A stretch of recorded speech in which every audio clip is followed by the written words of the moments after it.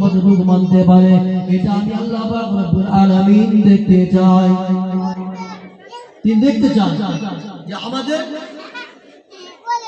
করণীয় কাজ সব কিছুর ভিতর দিয়ে আমরা আল্লাহ পাক রব্বুল আলামিনের কতটুকু সন্তুষ্ট করতে পারি, কতটুকু তাদেরকে রাজি খুশি করতে পারি। তিনি রাজি খুশি করতে পারি, তিনি যদি মাওলা যদি আপনার আমার জন্য খুশি হয়ে যায়, তিনি যদি আপনার আমার জন্য রাজি হয়ে যায়, তাহলে আপনার আমার দুনিয়ার কোনো সমস্যা থাকবে না, হ্যাঁ মরণের পরে কোনো সমস্যা থাকবে না। যে রব্বুল আলামিন তিনি রাজি খুশি হয়ে গেছেন, যার জান্নাত যার, দুনিয়ার সমস্ত কুল খায়রাত যার, সমস্ত মরণ জীবন সমস্ত ব্যবস্থা জানার হাতে, তিনি যদি রাজি খুশি হয়ে যান, তাহলে আর মুসলমানের চিন্তা কিসের, আর মুসলমানের ভাবনা কিসের? আপনাকে আমাকে করতে হবে সেই রবের, সেই সৃষ্টিকর্তার ইবাদত বন্দেগি করতে হবে, তাকে রাজি খুশি করতে হবে। দুনিয়ার কোনো মানুষের রাজি খুশি করে কোনো লাভ নাই, কোনো লাভ নাই। দুনিয়ায় হয়তো ঘরে ঘরে চলে সম্মান পাবেন, ইজ্জত পাবেন, আপনার বাহা বাহা বলবে, এটাই দুনিয়া থেকে যাবে। আপনার আমার কবরের কিছু আসবে, তারা কবরে গিয়েছেন, কবরের মানুষ হয়ে গিয়েছেন, তারা আজকে বুঝতে পারছেন যে না, দুনিয়ায় তারা কবরবাসীরা, তারা কবরে শুয়ে শুয়ে তারা এই আল্লাহ পাকের রব্বুল আলামিনের দরবারে তারা এই প্রার্থনা করে, হে রব্বি আল্লাহ, আমার এক মুহূর্ত পর্যন্ত আপনি আমাকে একটু দুনিয়ায় পাঠিয়ে দেন, কেন দুনিয়া আপনি আমাকে পাঠিয়ে দেন, তাহলে আমি দুনিয়ার ভিতরে গিয়ে আপনার সর্বসময় সর্বক্ষেত্রে আমরা তাসবিহ তাহলিল নামাজ কালামের ভিতরে এক মুহূর্তে একটা সেকেন্ড পর্যন্ত আমরা আর অলসতায় অবহেলায় আমরা কেউ কারণ এই চিন্তা ভাবনা তারা করে আল্লাহ পাকের দরবারে প্রার্থনা করছে। আল্লাহ বলছেন না, হবে না, তোমার যেটা হায়াত দেওয়া হয়েছিল সেই হায়াত তোমার সময় ছিল, তোমার কাল ছিল, তোমার বিবেক ছিল, তোমার বুদ্ধি ছিল, তোমার জ্ঞান বুদ্ধি সব দেওয়া হয়েছিল, তথাপি তুমি সেই রাস্তায় তুমি পাড়ি দাওনি, সেই রাস্তা তুমি অবলম্বন করেনি, তুমি রাস্তা ঘুরিয়ে দিয়ে তোমার ইচ্ছা মতো তুমি চলেছিলে, তোমার ইচ্ছা মতো তুমি জীবন যাপন করেছিলে, যার কারণে তোমার পরিণাম ফল যেটা আল্লাহ পাকের পক্ষ থেকে যেটা আছে সেটা তোমাকে পেতেই হবে, পাওয়াটা পেতেই হবে। তাহলে আমি কেউ না, কারণ এটাই হলো সেই আল্লাহ পাকের হুকুম।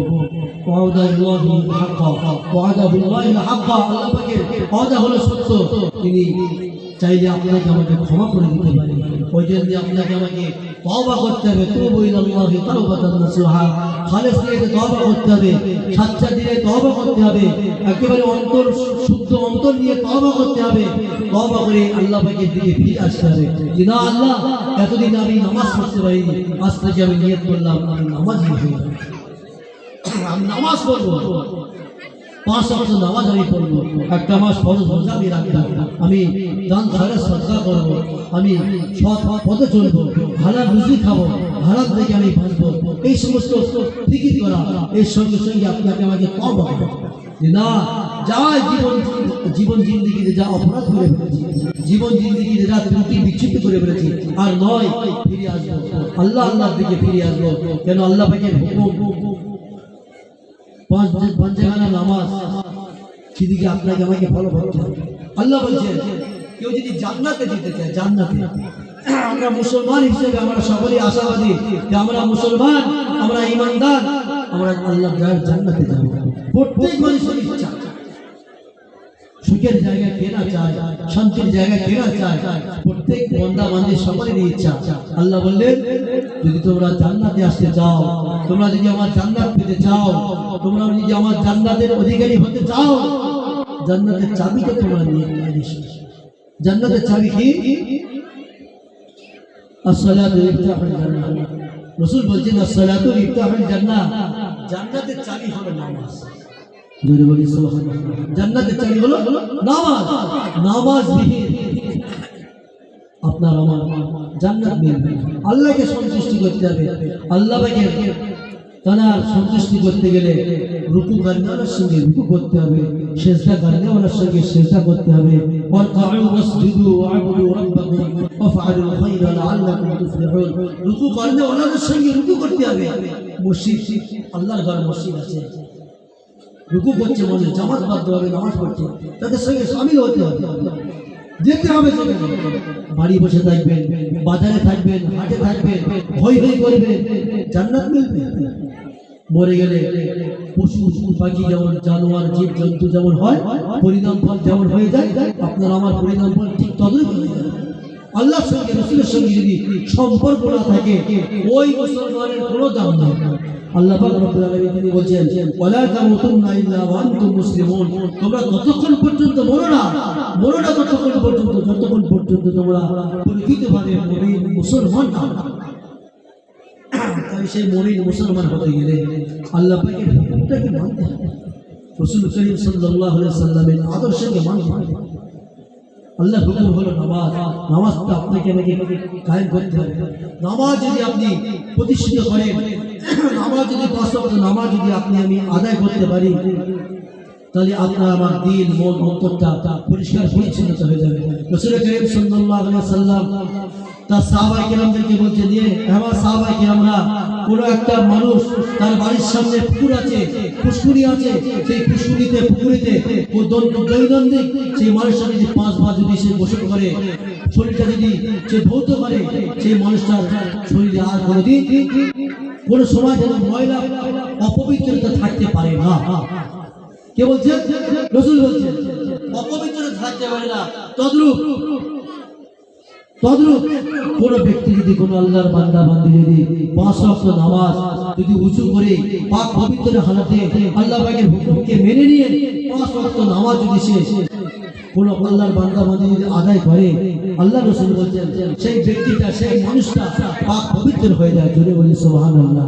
মানুষটা পাক পবিত্র হয়ে যায়। তার গোড়ার কাজ করতে গেলে তার ভয় লাগবে, তার অন্তরে ভয় আসবে। কেন? তার আল্লাহর ভয় ডর তার অন্তরে জায়গা পেয়ে গিয়েছে। সে অশ্লীল ভাবে কথাবার্তা বলতে পারবে না, অন্যায় অপরাধ ভাবে সে চলাফেরা করতে পারবে না। কেন? সে একজন নামাজি, তার ভয় আছে, অন্তরে ভয় আছে, আল্লাহর ভয়। না, আমি একজন নামাজি, আমার দ্বারাই অশ্লীল কথাবার্তা চলে না। একজন নামাজি আল্লাহ পাকের হুকুম অশ্লীল কথাবার্তা বলতে পারবে না, অপবিত্র হয়ে থাকতে পারবে না। তার থেকে আস্তে আস্তে আল্লাহ কোরআন সাক্ষ্য দেয়, ইন্না সালাতা কানাত আলাল মুমিনিনা কিতাবান। নিশ্চয়ই সঠিক সময় আল্লাহ পাক রব্বুল আলামিন নামাজকে ফরজ করেছেন। আর যারা এই নামাজকে কায়েম করে, নামাজকে যারা প্রতিষ্ঠিত করে, নামাজকে যারা আদায় করে, তারাই হলো মুমিন। তারাই কি মুমিন? মুমিন মুত্তাকি হতে গেলে আপনাকে আমাকে নামাজ পড়তে হবে। এই এত বড় গ্রাম, এত বড় মহল্লা, হ্যাঁ, দেখা যায় মসজিদে 1 কাঠা 1.5 কাঠা মসজিদে মাশাআল্লাহ হয়, ও সব জায়গায় হয়, সব জায়গায় হয়। তাই মুসলমান ইমানদার, হ্যাঁ, আপনি আমি মুসলমান বলে দাবিদার, ইমানদার বলে দাবিদার, আল্লাহর হুকুমের সঙ্গে সম্পর্ক থাকবে না, এই কেমন আপনি আমি মুসলমান? এই কেমন মুসলমান? সকলের কাছে আমি অনুরোধ রাখবো, আপনারা ফিরে আসুন, তওবা করুন। সেই তওবা, যে তওবা আপনার আমার জীবনে তওবা করলে আল্লাহ পাক রব্বুল আলামিন বলছেন, তুবু ইলাল্লাহি তাওবাতান নাসুহা। ফিরে আসবার জন্য, অন্যায় অপরাধের জন্য কোনো ব্যক্তি যদি খালেস নিয়ে যদি তওবা করে, যে না আল্লাহ, আমি অনেক